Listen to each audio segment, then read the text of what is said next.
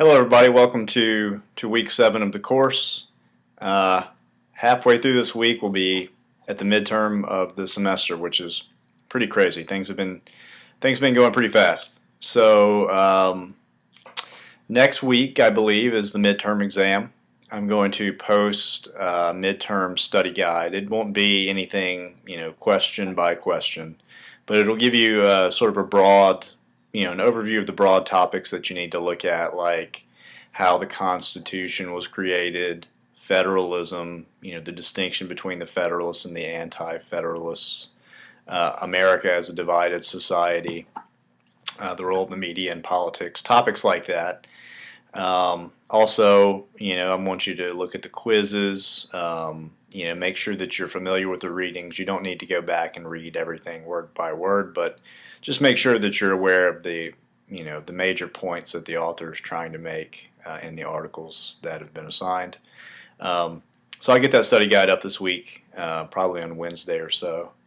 So yeah, and if you guys have any questions about the midterm or whatever after you read the study guide, or anytime before the midterm, just shoot me an email. It'll be a combination of multiple choice, true, false, and short essay questions.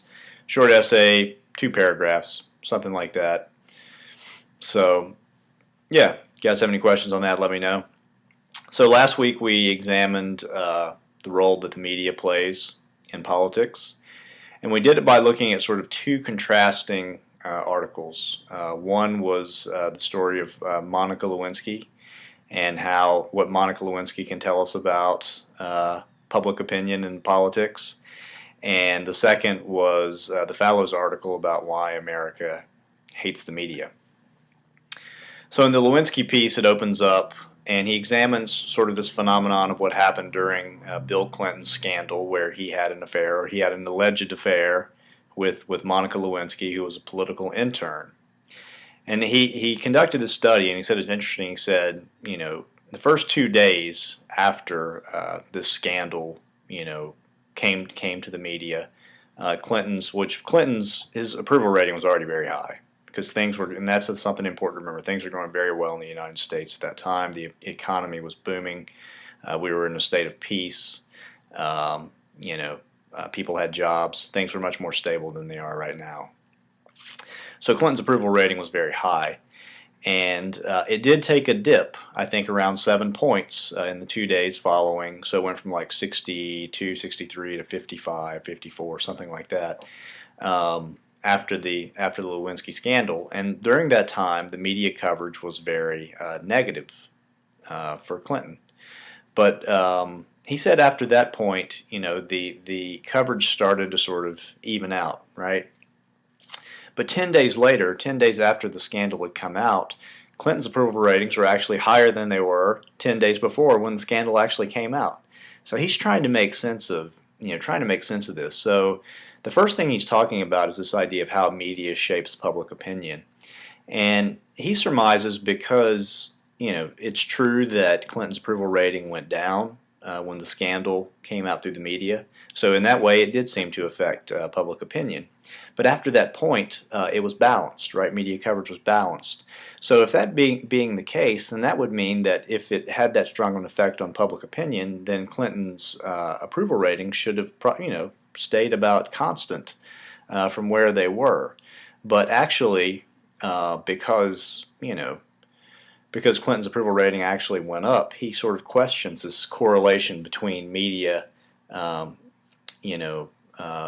media coverage and approval ratings. And the argument that he actually ends up making at the end is, he says, look, public opinion has more to do with the political substance of what's happening in people's individual lives, what's happening with the country, than it does with what the media is actually saying. And it's interesting, because this guy is actually, he's very interested in media politics, and he spent a lot of his career looking at the way that media shapes politics. And of course, we all believe that. We all know that the media has a pretty strong influence on public opinion. And of course, this article is a little dated as well, so it would be interesting to see, how with the rise of social media and things like that, how that has affected public opinion. And there are some studies out there. So if you guys are interested in those, let me know, and I'll send them to you. But he says, essentially in this article, he's saying, look, we need to question, how strong the role of the media really is, because in this case, it didn't seem to be the case that, the media, that public opinion was accurately reflecting what was being portrayed in the media. So then you had the Fallows article about why Americans hate the media, right? And he starts off with this example of sort of this, talk show, this ethics talk show, right, of the North Cosanese and the South Cosanese, which is sort of a combination between Korea and Vietnam. And essentially starts off and he asks the question of a bunch of soldiers who are in the audience, if you captured, let's say you're with the South Cosanese forces and you captured somebody from the North Cosanese and they were holding prisoner, some of your colleagues, some of your fellow compatriots, and you could torture this person to get the information that you needed to save your friend or to save yourself, from being attacked. Would you torture these people? And pretty much invariably, all the soldiers said, well, I know what this means. I know how terrible it is, but yes, the end justifies the means in this case. But it also happened that there were two prominent reporters in the conversation group as well, Peter Jennings and Mike Wallace from 60 Minutes. So the host actually posed sort of a different question to the reporters. He said, if you were, let's say you were embedded with the North Cosanese force who was fighting against the American forces, and they lead you up to a mountaintop, and they're essentially setting up an ambush to kill the South Cosanese forces and the American forces. As a journalist, do you think that your role should be to alert the American troops, or should you just try to stay back and objectively, because this is a word that came up a lot in the discussion, objectively, should you be objective in this particular position and just report the facts, right? And Jennings sort of had a more human response in the beginning, right? He said, "Look, I would try to alert the soldiers, to try to protect them." And then Wallace was very indignant and said, you have a responsibility as a journalist to just report the news. You can't get involved with this particular situation, right? And then when he said that, Peter Jennings was sort of backpedaling, and he took back what he said and said, well, yeah, you're right. I wasn't thinking about it as a journalist. I was thinking about it more as a human being. But yeah, you're right. That's what you should do. You should just report it, right? And I mean, of course, this is taking some serious questions of their own personal safety into account, right? Most likely, if they try to alert the forces, they're going to be killed. So, there are some public safety implications and questions to go along with it. But then, finally, the host asks the soldiers, how they felt about, Jennings and Wallace's response, and of course, they were disgusted by it. And they said, look, we put our lives on the line to save these people, to have these people embedded with us, so we can get the information back to the public, and this is what we get, right? They're going to let us be killed. So anyway, this is sort of opening up this conversation of what role should the media play, right? Should they be objective observers, or should they be actually interested in the substance of what's going on in society? And this guy Fallows, he talks about how most Americans are interested in political substance. What's going on in our lives? What's actually affecting us? And this goes back to Zaller's point as well. And Lewinsky saying, even though the media was hyping it up, it's really what was happening in people's lives is what people care about. And this is also evidenced in Fallow's article. But he also makes the argument, look, that the media doesn't seem to be, especially the political media, doesn't seem to be interested in what's going on in the issues, right? They're not interested in immigration reform. They're not interested in whether marijuana should be legalized in Florida or not. All they're interested in are how those particular things affect the political game that's played between the candidates. How can they spin certain things, to where it is to the advantage of one candidate and disadvantage of the other candidate. Bill Bradley's having this article, this very famous senator, or having this interview, and he's trying to talk about the issues, and all they want to do is keep turning it back to the political game, right? So it's like they're caught in like their own little universe, and they can't get out. And and actually engage with the world. I mean, we think about academics being in the ivory tower. It seems like these guys are very much in the, I guess you could say, the Washington Monument Tower, or whatever. But they can't get out of their own little circle, the Beltway, right? They're caught inside the Beltway, and that was another thing that Fowler's brought up. He said, look, uh, these political journalists have great influence over who gets elected, over how politics is conducted in Washington. And the problem is that even though they are public officials and they're essentially serving a public role, they're not elected, right? They have no term limits, so they're there for 40 or 50 years, right? And they're not held to the same level of accountability as politicians, who are very closely scrutinized. Um, so so it seems to be that there's some sort of disconnect, right, between the public journalists and being public officials, and also just not being engaged. It seems like it's become a little bit too insular for them, right? And maybe we do need term limits for journalists who are covering political events. So those are the two articles I had you guys look at last week. And the discussion, I thought it was a good discussion, and thank you guys for participating in your new discussion groups. If anybody has any trouble doing that, let me know. Couple of themes that came up. One was this notion of objectivity, and journalists should be objective and non-biased. I guess there are a couple things to say about that. One is, is it even possible to be objective about these particular things? I do think that good journalism should be held to the standard where you're trying to report the facts as objective as possible, but yet, as human beings, especially when we're dealing with important social and political issues, we have strong values and strong feelings about these particular issues. So whether it's possible to completely keep that out or not, I don't know. Then, of course, you look at the example that was presented to the journalists in the beginning about being embedded with the North Cosanese unit. Should they be objective in that point? I don't know. I mean, that'd be hard to do, right? How do you separate your journalistic integrity from your morality, and your status as an American citizen? Because you are going to have strong feelings about these particular things.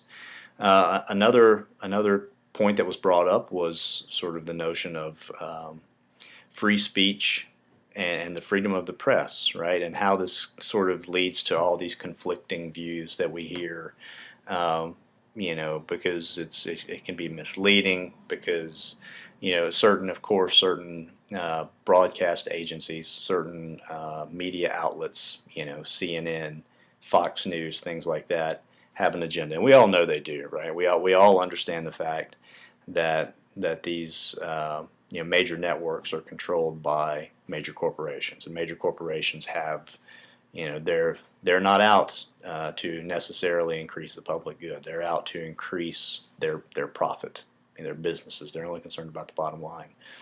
So you certainly have to take what you hear about from those particular organizations with a grain of salt, because they're practicing a technique called narrowcasting, and that's essentially when these businesses realize that by targeting a very specific group of the population and appealing to them very strongly, they can actually increase their viewership. So that's why Fox News does what they do. That's why MSNBC does what it does. They're trying to increase their profit, right?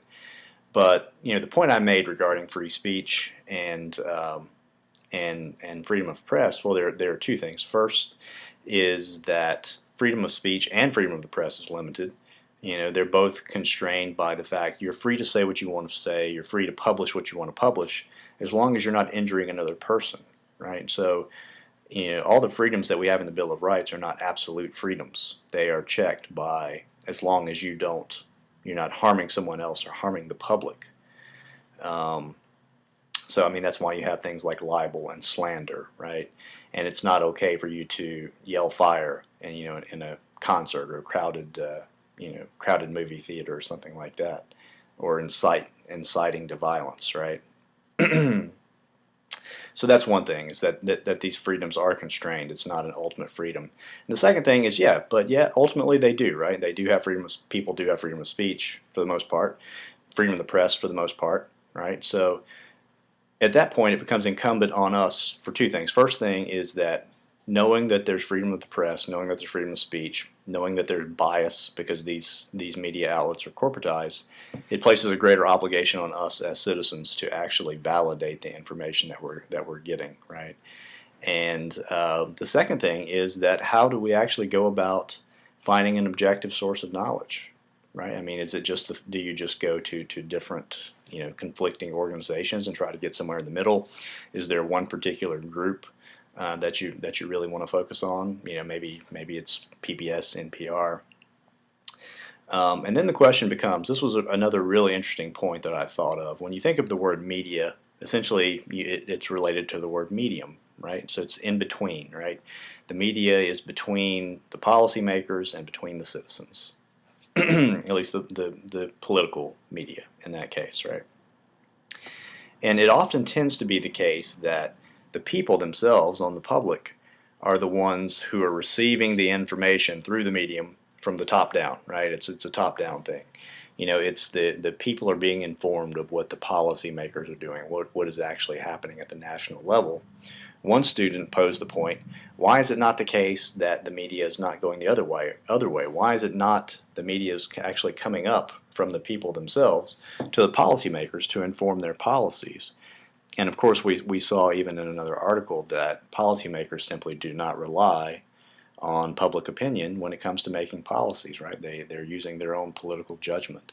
But why is the media not actually bringing this particular knowledge to the policymakers? And so it's as a media, you would think it would go both ways, but it's interesting to note that it seems like the information is just going one way. It's a one-way street, right? Even though it probably should be going two ways. And something to think about with that is social media once again. Do things like blogs, Facebook, Twitter, Instagram. These are powerful tools that the public actually has at their disposal. So what role can those play? If the traditional media is not playing the role of bringing the information to the policymakers, how can we utilize social media and these Web 2.0 tools to bring the information to the policymakers themselves? And then, of course, the major question is, how do we convince the policymakers that our opinion is actually one worth listening to? So this week, you guys are going to be reading on election campaigns, sort of the different types of campaigns, primary election versus general election, who makes up elections. Essentially, there are three key things to consider when you're looking at an election. Those three things are the political players themselves, the playing field, which is like the political culture that the election is happening in, and then the rules of the game, which are like campaign finance, things like that, how you can actually raise money to carry out your campaign. And the interesting thing about elections is that they're always changing, because the players and the playing field, the political culture, and the rules of the game even now, are always shifting around a lot. So first we're going to look at one article by David Brooks, where it's sort of a tongue-in-cheek article talking about how you can become elected president. And then the second thing is looking at this. It was a very famous piece of legislation, the McCain-Feingold Act, which had to do with campaign finance reform, and the role that has had on sort of campaign finance. And we're going to talk about, next week during my video, I'll talk in greater depth about campaign finance and campaign finance reform, because it's very important. There's a TED video. I don't have it listed on the syllabus, but I highly recommend you guys watch it. It's by a Harvard professor called Lawrence Lessig. And he did two. Watch the first one. It's 18 minutes. And he's talking about campaign finance reform in the United States. Pretty great talk. So anyway, that's what we're going to be doing this week. I will post the midterm study guide. And if you guys have any questions, shoot me an email. Have a great week.